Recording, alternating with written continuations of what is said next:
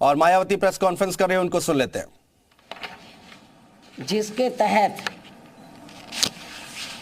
अगले काफ़ी वर्षों तक, अर्थात लगभग 15-16 वर्षों तक,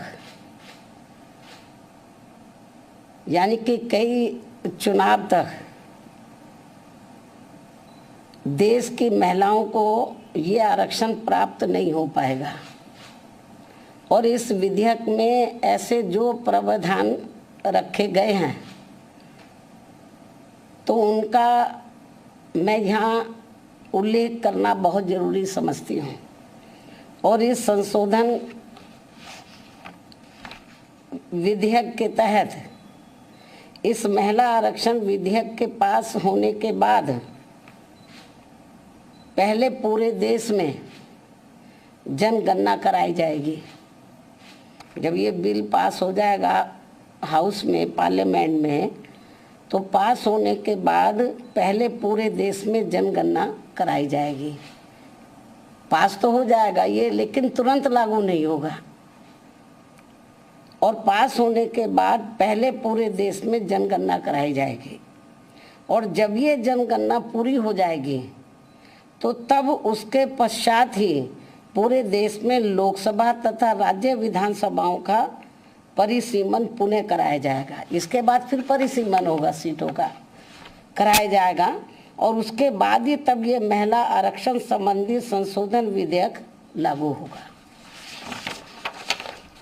और ये बात भी किसी से छिपी नहीं है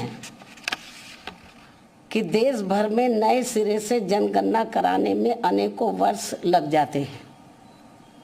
पिछली जनगणना सन 2011 में प्रकाशित हुई थी, जिसके पश्चात आज तक पुनः जनगणना नहीं हो सकी है।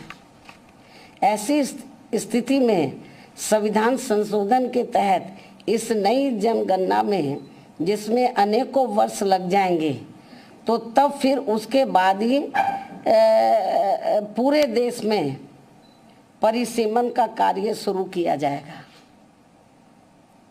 जिसमें भी अनेकों वर्ष लग जाएंगे। और इस परिसीमन के पश्चात ही तब फिर ये महिला आरक्षण विधेयक लागू होगा। जबकि 128वें संशोधन विधेयक की सीमा ही 15 वर्ष रखी गई है। इस प्रकार से ये स्पष्ट है कि ये संशोधन विधेयक वास्तव में महिलाओं को आरक्षण देने की साफ नीयत से नहीं लाया गया है, बल्कि आने वाली विधानसभाओं तथा लोकसभा के चुनावों में देश की भोली भाली महिलाओं को ये प्रलोभन देकर व उनकी आंखों में धूल झोंककर उनका वोट हासिल करने की नीयत से ही लाया गया है। इसके सिवाय कुछ भी नहीं है। जैसा कि इसमें कंडीशंस रखी गई हैं इसको लागू करने से पहले, जो शर्तें रखी गई हैं। और यदि ऐसा नहीं है, ये कहते हैं ऐसा नहीं है, और यदि ऐसा नहीं है तो फिर हमारी पार्टी सरकार से ये भी अनुरोध करती है कि सरकार इस विधेयक में से या तो इन दोनों प्रावधानों को निकाले या फिर कुछ ऐसे उपाय तलाशे जिससे इस विधेयक के तहत महिलाओं को जल्दी आरक्षण का लाभ मिल जाए। इसके साथ साथ यहाँ मैं इस बात की भी केंद्र सरकार से पुनः ये अपील करती हूँ कि 33% महिलाओं के आरक्षण के अंतर्गत SC/ST को जो आरक्षण दिया जाए तो उसे वर्तमान में लागू आरक्षण के अतिरिक्त दिया जाए। यानी कि जो पहले से इनको SC/ST को जो आरक्षण मिल रहा है तो जो इनको 33% SC/ST की महिलाओं को जो आरक्षण देना है, तो अभी तक क्या इसमें व्यवस्था है कि जो पहले से इनको SC/ST को मिल रहा है तो उसमें से 33% इनको दिया जाए महिलाओं को, और उसको 33% में जो अब लाया जा रहा है, इंक्लूड किया जा रहा है, इससे हमारी पार्टी सहमत नहीं है। बल्कि इनको ये आरक्षण अलग से दिया जाना चाहिए, 33% में दिया जाना चाहिए। इसके साथ ही देश की ओबीसी वर्गों की महिलाओं का भी इस महिला आरक्षण विधेयक में अलग से आरक्षण का कोटा सुनिश्चित किया जाना चाहिए। जो सामान्य वर्गों की महिलाओं की तुलना में ये अभी भी काफ़ी पिछड़ी हुई है, और यदि इन सभी वर्गों की महिलाओं के आरक्षण के मामले में, यानी कि SC, ST और OBC की महिलाओं के आरक्षण के मामले में मेरी इस अपील पर सरकार अमल नहीं करती है, तो भी हमारी पार्टी इस बिल का इस खास बात को ध्यान में रखकर समर्थन करती है कि देश में पुरुषों की तुलना में सर्व समाज की महिलाएं अभी भी काफ़ी पिछड़ी हुई हैं। ये वीकर सेक्शन की तो पिछड़ी हैं, लेकिन पुरुषों की तुलना में जो सामान्य महिलाएं वो भी काफ़ी पिछड़ी हैं।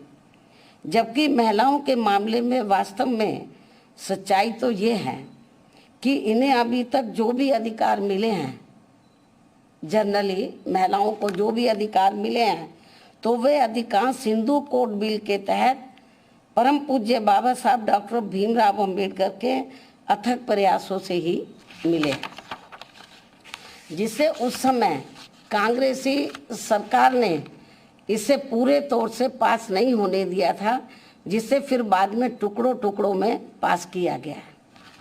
इतना ही नहीं, बल्कि इन वर्गों की महिलाओं को अलग से आरक्षण दिए जाने के मामले में पूर्व में केंद्र की रही कांग्रेसी सरकार द्वारा लाए गए बिल में भी इसकी व्यवस्था नहीं की गई थी, जिसके कारण उस दौरान ये बिल पास नहीं हो सका था। लेकिन अपने राजनीतिक लाभ के लिए अब इस पार्टी के भी नेता, यानी कि कांग्रेस पार्टी के भी नेता, इन वर्गों की महिलाओं को अलग से आरक्षण दिए जाने की बात कर रहे हैं, वकालत कर रहे हैं। इससे साफ जाहिर है कि देश की महिलाओं को लोकसभा व राज्य विधानसभाओं में इनको आरक्षण देने के मामले में बीजेपी व कांग्रेस पार्टी एंड कंपनी के लोगों की पूरे तौर से नीयत साफ नहीं है, और ये सभी पार्टियां इसकी आड़ में केवल इनका वोट हासिल करने के लिए अपने अपने स्वार्थ की राजनीति कर रही हैं और कुछ भी नहीं है। इसलिए देश की महिलाएं ऐसी सभी पार्टियों से जरूर सावधान रहें जिनसे इन्हें कुछ भी हासिल होने वाला नहीं है। इन्हीं जरूरी बातों के साथ ही अब मैं अपनी बात यहीं समाप्त करती हूँ। धन्यवाद।